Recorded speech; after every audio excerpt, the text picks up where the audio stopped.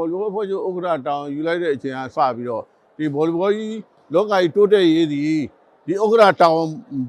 ဥက္ကဋ္ဌရဲ့အပေါ်မှာတာဝန်လုံးလျားရှိတယ်လို့ခံယူထားတယ်မြန်မာနိုင်ငံဘောလုံးလောကကြီးပြန်လည်ဥမော့လာပြီးတော့ဒီအရှေ့တောင်အာရှကနေအာရှအဆင့်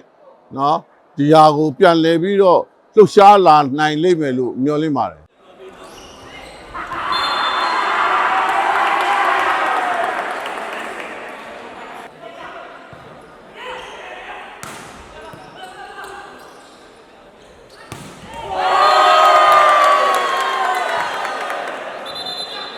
မွန်ပြည်နယ်သွားမယ်ပဲခူးတိုင်းသွားမယ်အေရဝတီတိုင်းသွားမယ်တစ်ဆင့်ချင်း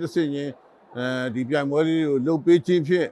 မြန်မာနိုင်ငံဘောလုံးအဖွဲ့ချုပ်နဲ့နိုင်ငံတော်ကနေလည်းထွက်လာတဲ့ကစားသမားခေါင်းတွေကိုတည်တည်ချာချာပြုစုပြောထောင်လက်ကျင့်ပေးရင်ဒီများမကြာမီ2နှစ်3နှစ်အတွင်းမှာရွှေခေတ်ပြန်ရောက်လာလိမ့်မယ်လို့ကျွန်တော်ယူဆတယ်